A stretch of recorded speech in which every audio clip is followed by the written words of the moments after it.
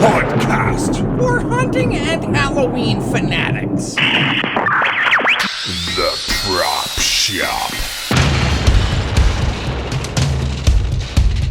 I am your G-host, Baker, and our guest prop shop professor is Cheryl Callender, who is holding class on making statues and creature props for your haunt. I sat in for your class at the MHC back in 2024, and It was a spectacular seminar. It was fantastic. And I thought it would be great if you could share some of that knowledge with the people who could not attend the MHC in 2024, and for all of our loyal listeners and viewers and whatnot. So let's talk about making creatures, statues, and monsters, etc. Alrighty. So again, Cheryl Callender. Hello, everybody. So I have fallen in the niche of making statues, and I've come to know and love them and this whole process. And a lot of people have seen like Reaper statues online, tutorial videos on how to do those, and that's great. And I also do that. My specialty has come to be some brides. The one thing when you get started on making statues, you want to think about building the frame of it, because monster mud statues do get pretty heavy once you use the monster mud and put the cloth on there. Two, the size of them and how you're going to move them. When I first made my first standing bride statue back there, I did not think about any of that. So she's pretty hefty. She's pretty awkward to move around. So that's when, after I made her, I really got it in my head to actually pre-plan how I'm going to do all of that, build the frame, move them around later on. And that's when I came up with my sitting bride hanging out back there, because she is a lot easier to move. But making the body frames, you're going to use PVC pipe.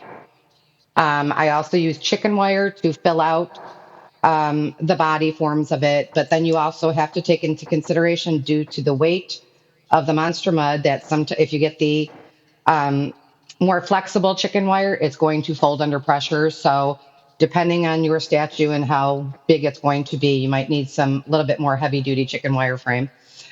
And then I also think about, when I'm making them, the proportions of the body. There's certain things when you're doing a Reaper, it's pretty standard. You got a head, you got a shoulders, and it drapes down. But I also think about proportions of these things. If you have a big, gigantic skull, cool, go with big, gigantic shoulders. Try not to make a Reaper that has 3-foot shoulders with this little skinny, small skeleton head. When I see those, I will find you online and I will say something. But so I do. It drives me nuts. And everybody, I'm part of Chicago Haunt Builders here, and great group of people. And everybody knows that proportions are like the bane of my existence when I see disproportional things. It's bad. It's just one of those little OCD things that I go through. But so yeah, I get everything. No, I do see it. I probably need to say something to people. Tough love is good. People need tough love. I remember my first monster mud creature I made. It was terrible. It was I painted the monster mud onto the burlap fabric. Ooh, yeah. I didn't know any better. I was just like, I got a little bit of information and I was off and running. I didn't pay attention. I didn't ask questions. I just went for it, and it looked absolutely terrible. And I remember somebody, the guy who used to do a lot of the graphic work on my website, goes like, no, it's not good. I thought it was amazing when I first made it. And he had to tell me, he's like, no. He's like, what did you didn't soak that fabric, did you? And I'm like, no. And he's like, what did you do? I go, I painted it on. Oh, exactly. You can't see any wrinkles in the fabric. There's no bends or full. Anyway, I probably don't want to get off the reservation here. So, but yes, proportions are important, and you giving people tough love is a good thing. Right. People should want to be the critique. They're not going to Yeah, get better without critique. exactly. I'm all for people So telling me, like, hey, if you tweak this a little bit or tweak that a little bit, or I have an art background just from school. So I've studied somewhat of like anatomy and the proportions. So it's just, if you stand back and you look at something, and again, if your head is this big and your shoulders are this wide, something's kind of off. So just take a step back, look at it, and just say, okay, that doesn't look right. Now, have I made stuff in the past that I've done that with, and afterwards I rip it apart because I'm like, doesn't look right? Absolutely. It's trial and error. It happens. But Monster Mud is not too forgiving once you start going with it. Um, so we get through building the frame and everything else. And Monster Mud, everyone always asks, how do you make your Monster Mud? My ratio is I do 4 to 5 parts joint compound to 1 part exterior paint. I do not use the powdered joint compound. I use the pre-mix.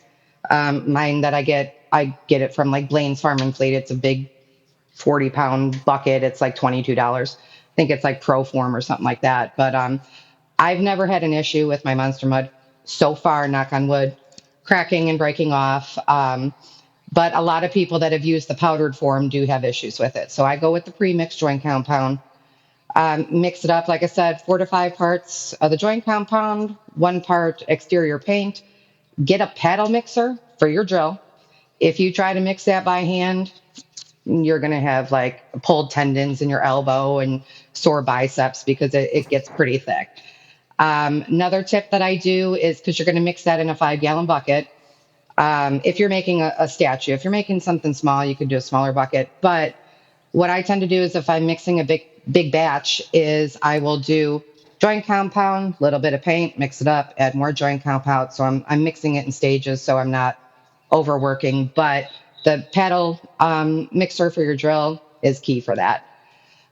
Make sure you have a lid for your bucket, because if you have leftover, you can put the lid on the bucket. And I've had Monster Mud sitting in a bucket now for 3 years, and all I do is remix it up, and it's still good. But if you leave that lid off, you're going to have a bucket full of concrete, pretty much, and it'll be no good. So, as well as thinking about what you're going to do, it's the fabric that you're going to put on it. Some people use burlap. I go to Goodwill, I get drapes, sheets. Some people will use painter's drop cloths, just whatever you can find. And what you're going to do is, when you make the statue, is you take your fabric, you dunk it in the bucket, and this is where you went wrong, Chris, with painting it on. So you're going to dunk it in the bucket and really work it through the fabric. When you pull it out, I just wring it out back into the bucket, because you don't want to have giant clumps of this all over your fabric, because it's going to get very heavy. And you'll realize that when you go to start to pull this out of the bucket. Tip that I'm going to give you for that is, a lot of people, when they make Reaper statues, they will have one bed sheet, put the whole thing in the bucket, pull it out. It really does get heavy. You're trying to pull it out, trying to wring it out.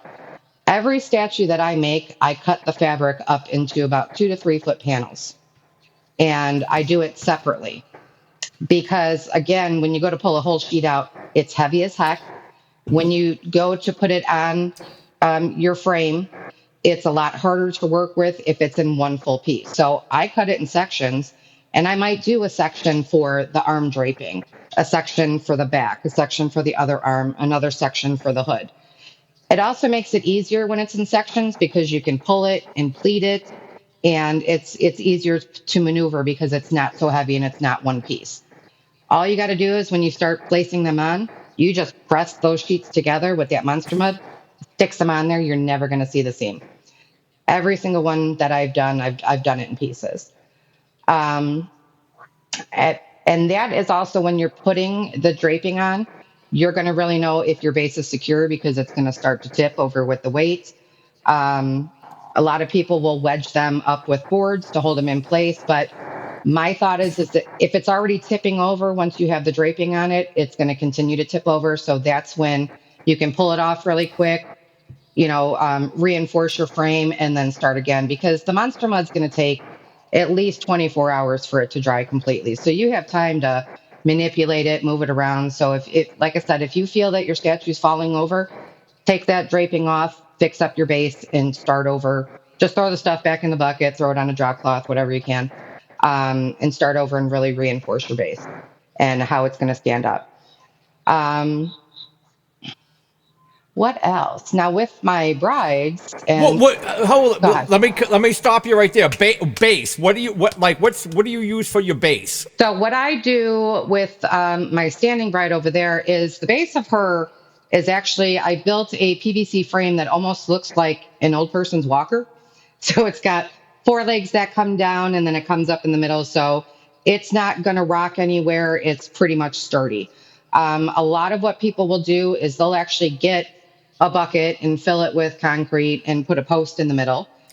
Some will do a four-way cross of wood with a piece of wood coming up the middle, and that's their base for the Reaper statues. Um, I just kind of like if I'm going to make something and I'm really not sure of it, I'll just search a bunch of videos online and see what kind of different bases people are making. But that is why also when it came to my sitting bride, I built that bench that she's sitting on, and it's actually an old piano bench that I got from Goodwill, and I just encased it in foam back there. So she's sitting on that, so she's not tipping over either. So that's where I get into the pre-planning of what is my base going to be, how am I going to move it, and all that stuff. So yeah, if you plan on just doing like a small, board up the middle, it's not going to work. You really have to reinforce that bottom so it doesn't tip over. Because these things, unless you have all of my statues, also have with the PVC frames, I can put them over rebar if I want to, so they're not going to go anywhere.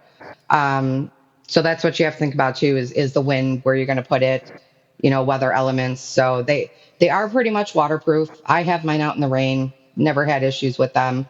Um, so yeah, it's just really reinforcing your base depending on how high your statue's going. So like I have another guy, I'm going to turn the camera here for a second. I got my little Vigo statue over there. So he's another one where I just built the frame as a tombstone. So he's a cool little Vigo monument, little nod to the Ghostbusters too. And so yeah, your bases are really important. So again, if you find that once you start doing the Monster Mud process and it's going to start tipping over, pull that fabric off and really reinforce it and make sure that it's not going to tip. Because with the Reaper statues, there's little tips and tricks that you can do to hide the inner poles to them. I do it all the time with my Vigo statue. Whenever I make little Reaper statues, not only am I putting a piece of fabric around the back, I kind of loop it in the front on his hip bones so you can't see the pole that's shooting up the middle of them. So if you even wanted to make like a tripod frame in the middle, you're not going to see it if you can hide that well with the piece of fabric. So there's all these different ways that you can hide your work underneath. You know the umbrella stands for like your patio furniture? Like Yes. those, just the bases. I've actually had a base that I used for my old Reaper.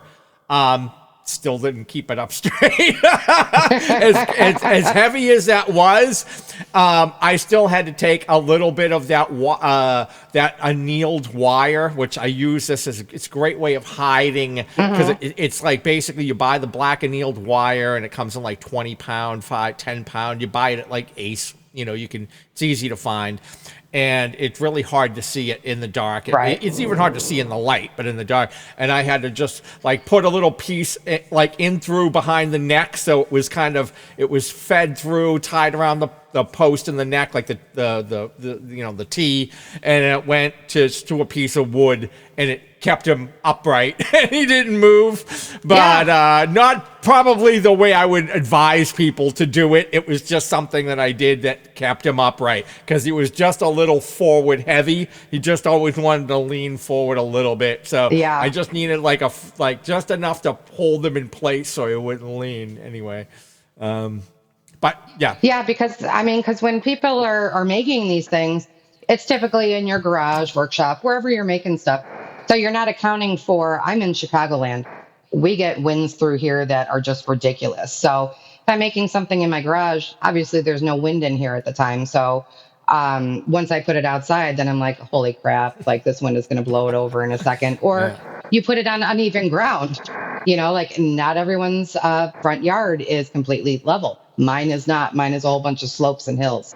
Yeah. So that's why when I make mine, I can put them all over rebar if I really needed to. Right. one more thing to take into consideration when you start building and making bases and stuff for these armatures and bases. Absolutely. Absolutely. Because, like, I mean, like I said to you, you're making it in a garage, workshop, wherever. So you have flat ground. We don't get that luxury once you go and stick it in your yard and you're like, oh, I'm on a hill. So you got to account for all that stuff. Even if it's a fairly level lawn, there's always like, it's not even. It's not like a driveway. Hey, even your driveway has little indentations in it over the years. Exactly. Certain areas will sink down a little bit and think that even that won't be even. Right. I have like the tire marks, like the tire dips in my driveway. And you would think I was driving a semi in there from how it sinks. But yeah, you gotta plan for the uneven. Plan for the uneven, plan for the weather. Um, but yeah, so like I said, reinforce your base if things start falling over. You have at least 24 hours for this fabric to dry, so you can pull it, manipulate it, pucker it. You can, like I said, if you push the seams together, they're going to stick. If you want to fold over a piece and pull it together to pucker it, push it together, it's going to stick. And then you have the time, go back out every couple hours, check on it. If something falls out of place that you don't want it, just keep repositioning it. I've had some people tell me that they use binder clips if they want to keep something together, and they just clip it, and then as it starts to dry, they take it off. So you have time to manipulate everything. A good rule of thumb would be to like maybe set an alarm on your phone for like an hour, and then and have it go off every hour for a few hours, and go back and keep checking on it to make sure that if you had some folds and they didn't come undone, you can go back and work them in. So keep checking on it periodically just to make sure, because once it sets, that's kind of it. Yep, absolutely. Yep, you totally have time to play with everything. And then once it does dry, that's when I start my painting process. So I personally coat everything with a layer of dry lock first. It's just my preference because it gives you that gritty concrete texture. Some people will use gray paint and throw sand in there. There's different ways to achieve that texture. I just personally like dry lock. I get the gray dry lock because then it just starts everything as my base coat is gray. That's the one thing too that I didn't mention. When you make the Monster Mud, you don't have to get gray exterior paint.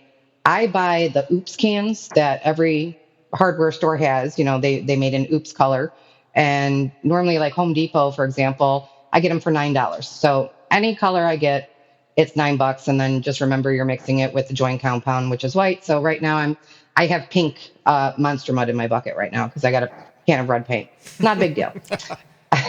Color doesn't matter because you're only going to coat over it anyway with dry lock, but it has to be exterior paint. Yes.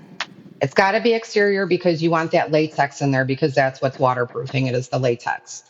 There are some people, I've seen some people in tutorials online that will use dry lock in their Monster Mud. I personally don't find a need for it because dry lock can be a little bit pricey. So for me to dump an entire can in my Monster Mud batch, I don't want to waste that because painting it on, I could go through maybe a quarter of the can of the dry lock as opposed to using the entire can inside my Monster Mud. So that's just my personal preference is I use the exterior paint for the Monster Mud. I use the dry lock to paint it on afterwards. So I do the coat of the dry lock after the Monster Mud is dried. And then I start doing my painting process. I'll make a couple different shades of watered down gray colors. So I'll do a little bit of black and water, mix up some black and white, make grays. If I have grays, cool. And then I'm just using a lot of times just acrylic paint to do. So I get like the big jars of the paint from like Walmart or something. I get a black and a white. And I just start mixing up watered down gray colors. And I'll start to add in the dark. I add into the folds of the statue. So anything that's further back, I'm giving you guys an art lesson. Anything further back, you want darker. Anything that's protruding forward, that's where you're going to have your lighter colors at. And another tip that I found is, and Chris, you might like this too. When painting and doing my staining like that, I bought a $9 kiddie pool. And it was actually for my dog. It was my dog's pool. And after she was done with it, I put that underneath all my statues, and that's what I painted. I just prop them up on a couple pieces of foam and they're standing inside the kiddie pool because everything that runs down when I'm doing my paint staining is now being caught in the pool. And I can, if I need more, just dip it in the pool and drag it back up. And it really beats having to. That's a great It does. idea. So many people have seen me do it and they're like, I never would have thought of doing that. And I'm like, I was so tired of trying to do the drop cloth shuffle of grabbing the four corners and trying to drag it out of my garage without it spilling everywhere. And yeah, the pool, $9, way to go. Love it. After my dog wrecks her pool, I just bring it in the garage, and I have two of them stacked up right now, so I'm all ready to go with painting. I also use Well, that the too end to of the catch my summer home. sales are there. I'm going to go out and get myself a kiddie pool. Exactly. Go to Menards, get your $9 pool, and it's going to save you having paint on the floor. And like I said, like if you're using one color and you run out of it in whatever container you have, guess what? It's in your pool. So you just refill your brush and go back up. So, and that's what the staining technique is. You're not painting on the colors. You're literally it's a watered down color. You're putting it on and letting it, like I just load up my paintbrush and I just squeeze it into the fold so it just runs down. So it's just a staining technique. And there's a lot of people that do that. So I'll do the staining. I do the darkers in the folds, and excuse my dogs. The darker colors are set back in the folds and lighter colors come forward. Typically, when I'm doing a statue, I just have like two colors. I have a darker gray and a lighter gray. But because your dry lock is gray, because you got to get the gray dry lock, and I've already based my statue with that, that's why there's not much staining to do. So I just do darkers, in the shadows, lighters up front. And then after that is dry, the magic happens when it comes to dry brushing on white. Dry brushing on white really will start to make everything pop. And I have quite a few videos out there on YouTube and TikTok showing me making these statues and seeing it before dry brushing and after makes the world of difference. And this is another reason why I like dry lock too, because I said it gives you that gritty texture. Because when you're dry brushing on the white, it's hitting all of that grit. So it like pops it forward. So it really does give you like a stony concrete look to it. And I've had people tell me that too. And they're like, because I'll say, oh, the dry brushing really makes everything pop. And they're like, pop, that came to life. And I'm like, yeah, dry brushing is the key to when you're doing statues. And you're literally just putting your brush very lightly into some white paint, wipe off as much as you can, and you're just gently brushing over the tops of the surfaces. And you're hitting those high points again, anything that sticks out and protrudes further to you, because you have to think naturally in nature, the sun is hitting anything that's closest to it. So, high points of the cowl that's on it, the cape hood, you're going to hit the top of it. You're going to hit the edges of it because that's what the sun is hitting first.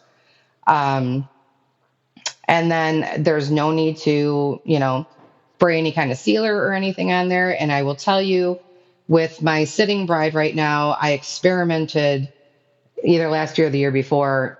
And she had already sat out for a season and she was completely fine. But I was like, I kind of want to see what Flex Seal does, that waterproofing stuff. And sprayed it on her, and now she's yellowing. So I actually have to touch her up before she goes out there. So avoid Flex Seal on your statues. It will make them yellow, unless you want them to be yellow. So that does not age well in the sun. It does yellow it up. But that's really the gist of making statues, is thinking about your base, thinking about, pre-planning for size, your base, how you're going to carry it around.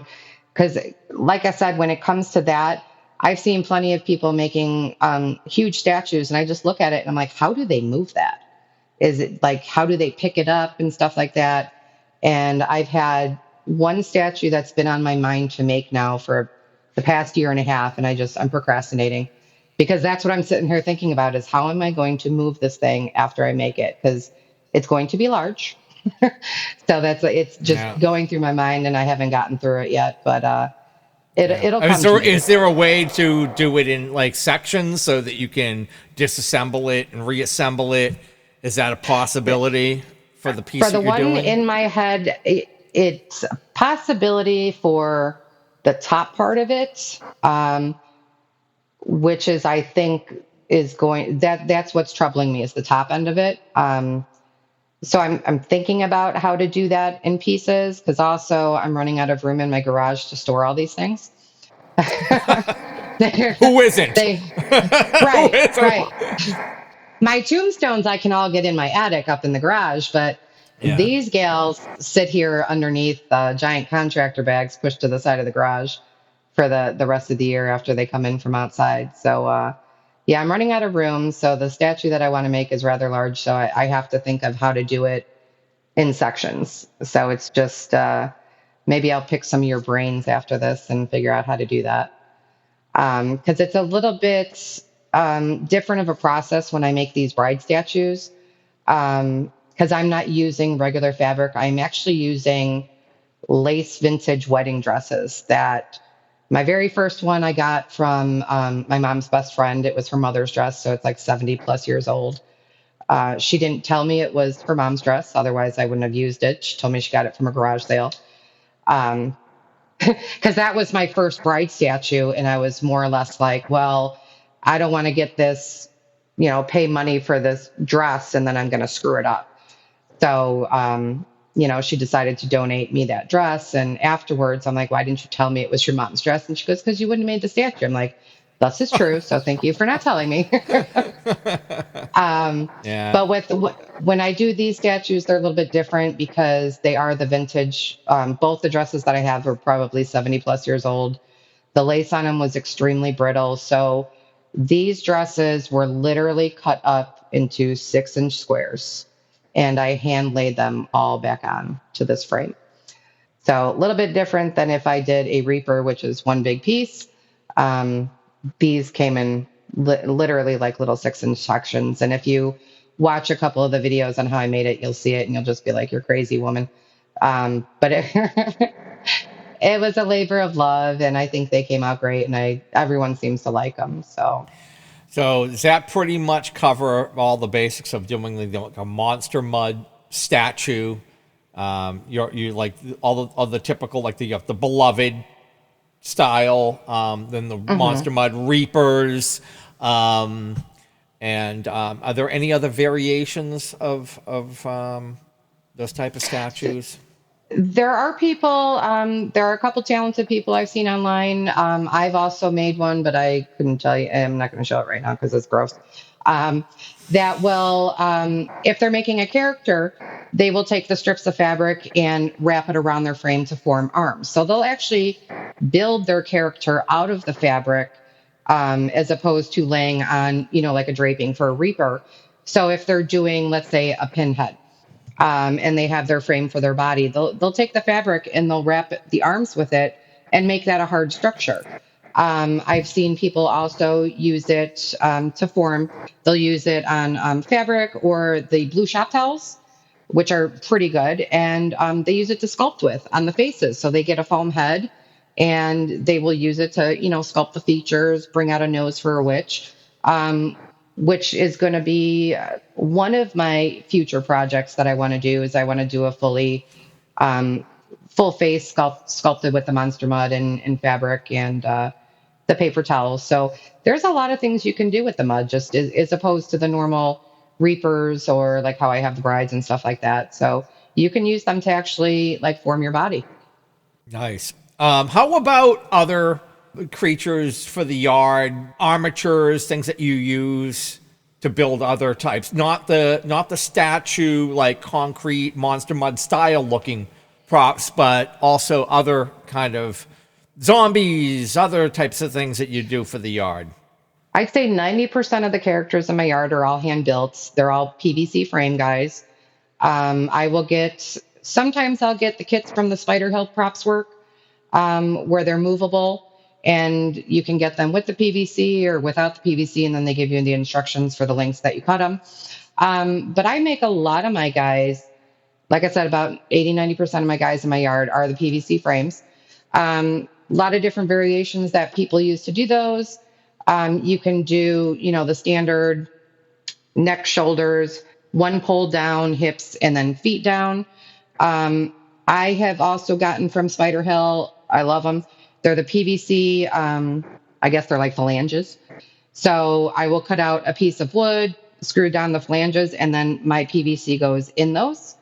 For the legs, it'll go down into the flanges, the couplings, and I can slide that over rebar in the yard.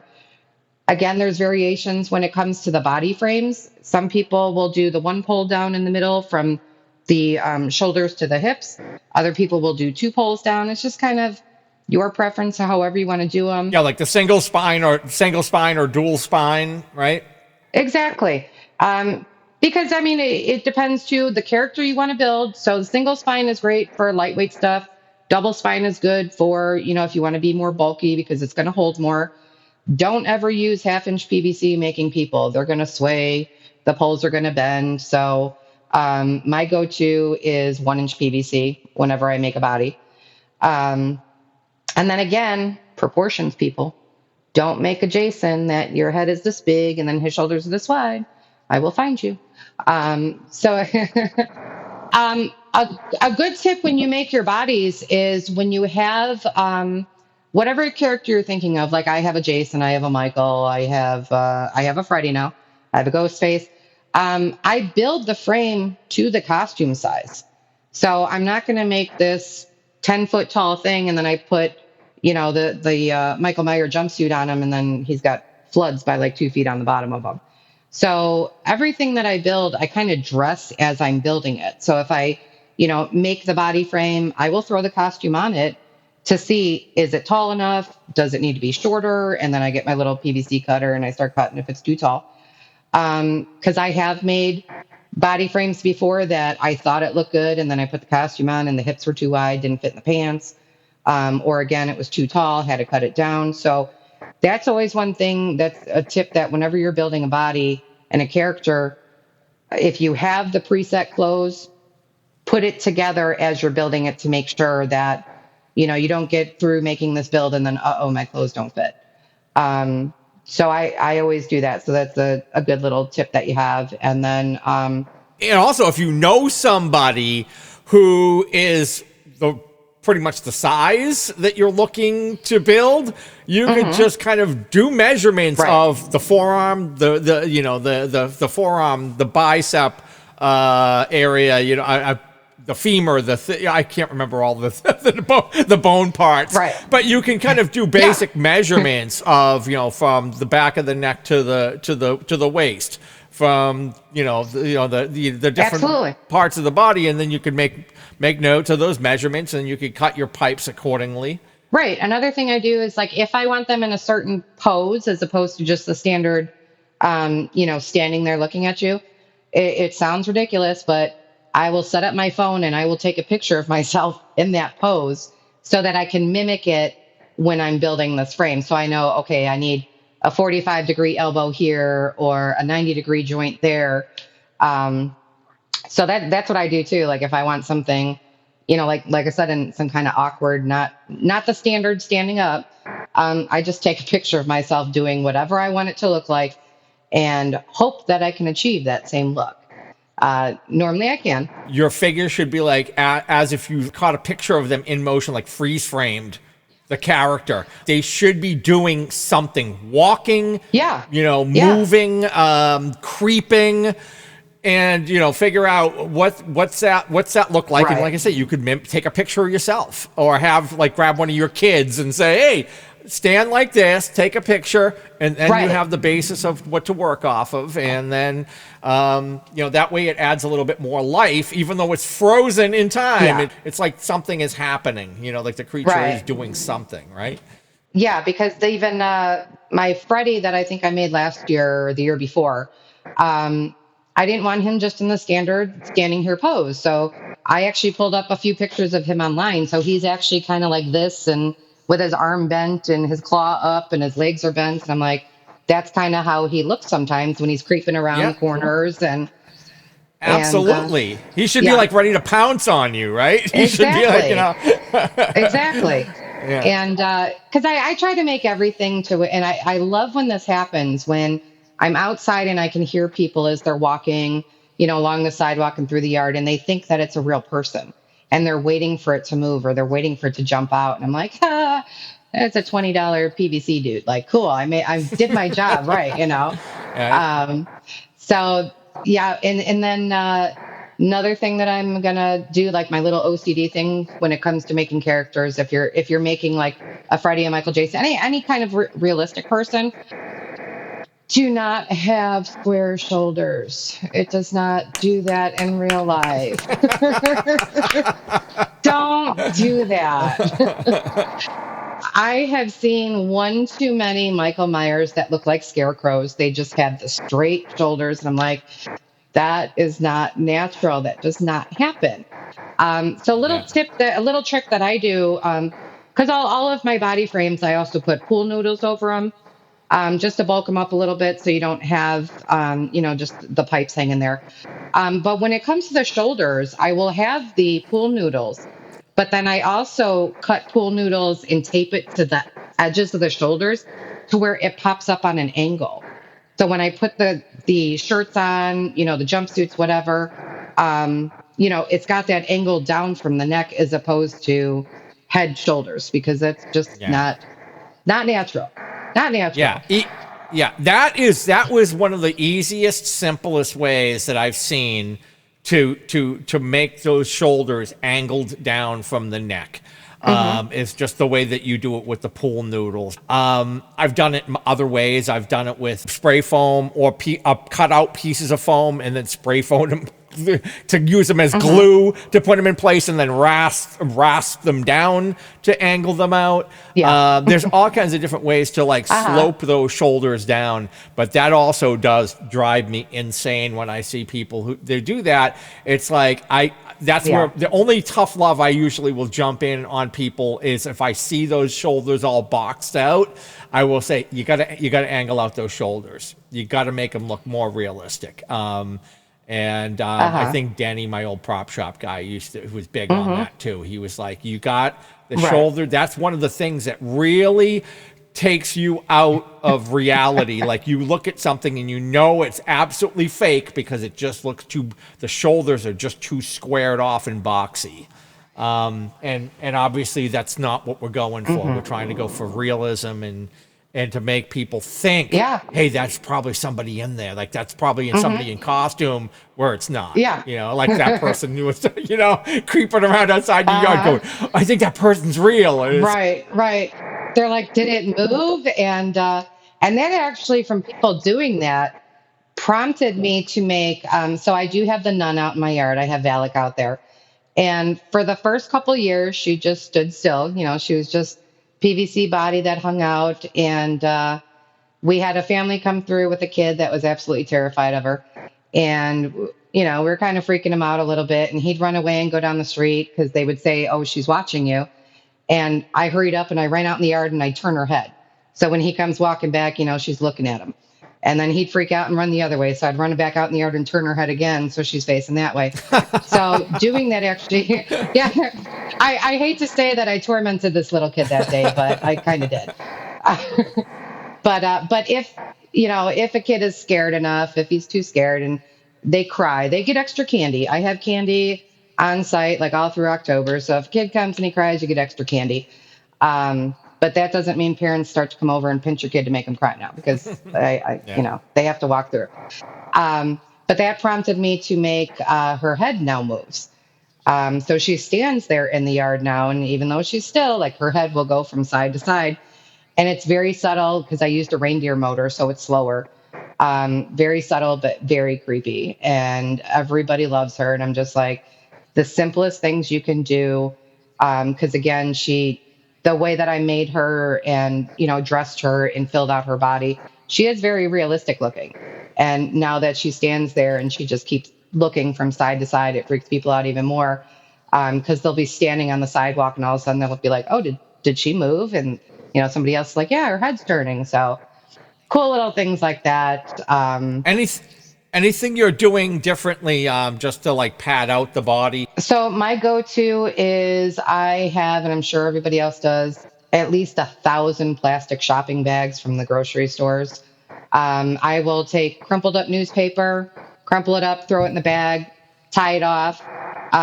For the torsos, I'll go to Dollar Tree and get like the bigger size trash bags that they have, just the thin ones. Same thing, fill it up, and I'll put the trash bag loops over the neck frame of the dummy and just fill out the chest. And then I'll take like duct tape just to kind of form a little bit more. Yeah.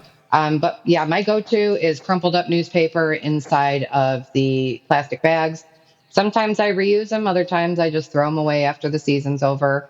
Because I have reused them. I pulled them out of the bodies, they're still dry. And because when I do put them in, like if I'm tucking them in the legs or the arms, I make sure that the opening on the bag is facing down so that if it does Yeah. rain, it's not filling up the bag. Um, but yeah, that's my go-to is crumpled up newspaper inside of the shopping bags because I got a million of them. And the neighbor has a newspaper subscription, so they save them up for me. And I just kind of do that every year. I find that to be the easiest way. A lot of people will use chicken wire to fill them out. My fingers are so tired of getting stabbed by chicken wire that I'm just like, Yeah. I don't have the strength in me to, make a leg frame or an arm frame out of chicken wire because I don't care how much somebody will say you got to use gloves. No, it stabs you through the gloves. Um, so yeah, but some people will use chicken wire to fill them out. I just personally don't. To me, the crumpled up paper inside the plastic bags works just as well. And it's more lightweight too, so I'm not like weighing down on my frames because those are just like I have them. Like I said, I got the wooden bases with the flanges on them, my PVCs in them, so I will throw that over rebar. But again, I get horrible winds here. We get 50, 60 mile an hour winds here, and I have a pond out back from my house, so it's literally in between the houses. It's like a wind tunnel that just goes through. Yeah. So sometimes it's I plan for the weather and for the wind, and then Mother Nature will just laugh at me some years and say, haha, doesn't matter what you did, I'm ripping down your stuff. Um, so I think about that like when I'm filling up the bodies. I don't want to make it too heavy because the wind's going to come through and it's going to fall over, and I don't feel like picking it up. But I think over the years I've bested Mother Nature to where nothing is falling over as of yet, which is another reason I don't have any of the giant 12-foot guys because it's not going to work where I'm at. I don't care how much I secure them. I'm not going to run out there every time it rains and the wind's blowing and put them down. So I just avoid the big guys. Yeah. Um, and anything that I have somewhat tall, I kind of tuck around in between like my garage and my house. I just look for less windier areas, but yeah, so that again goes into the planning of what you're going to do, and you just got to account for everything as much as you can. We covered the monster mud, reapers, statues. We talked about regular creatures, monsters. Anything else we need to tap on before we go? As far as making statues, I think we're pretty much good. I've expanded into the realm of I'm doing a little bit of everything. So if you ever want to contact me for anything, Chris, let me know. But yeah, I mean, like I said, it's just when you're making your PVC guys, your statues, not necessarily like the Monster Mud statues, but normal guys, just really take a step back and look at it. We talked about proportions, we talked about square shoulders, and everything else that Chris and I will see online and contact you about of the what not to do's. And that's the thing too that people have to understand when you're getting constructive criticism. I mean, as long as somebody's not being downright ignorant about something or rude about something, really do take that in. And it's just ways to make yourself better. And then I'm always reachable through social media, and a lot of people can attest to that. I'll have people from around the country that will message me on Facebook with pictures of their stuff and say, help, or what did I do wrong? And I have no problem helping people. Because I want everybody to be creative, and that's what Halloween's about in decorating. It's being creative. Don't ever think that you're less than somebody else or that you don't have as much in your yard as somebody else. It's the spirit of it. It's for the kids. Nothing makes me feel better than having hundreds of kids every year come through and get excited because it's like I'm the Halloween house. And because I think about that when I was younger, like I had that Halloween house when I was younger. that every year I looked forward to when when I was a kid. And it really, like, I get excited when kids will start to roll past here on the bicycles. Like, is it going up yet? What are you working on? And some of them will come in here as I have the garage open as I'm working on stuff. And I've had kids that I've shown things, I've had like little mini seminars in my garage showing them how to build statues and stuff. Little future haunters. We need to foster the new generation coming up. We need to keep this alive. I'm always Exactly. I don't get hit up by a lot of people, oddly. Every once in a while, somebody will ask me a question about something, and I'm like, I'm always there to answer questions, and I get back to people immediately. I usually don't make people wait. If somebody hits me up, I'm just like, boom, boom, boom. Here's your answer, because I want more people doing it. I want more people doing it. The more people who are involved, the more people keep Halloween alive, and you don't want somebody getting too frustrated because then they'll just quit and they don't want to do it anymore. And I don't want people doing that. I'm like, exactly. Haunters for life, man. Exactly. Got to keep the spirit alive. All right, so go ahead and plug your socials, unless you had something else that you wanted to squeeze in.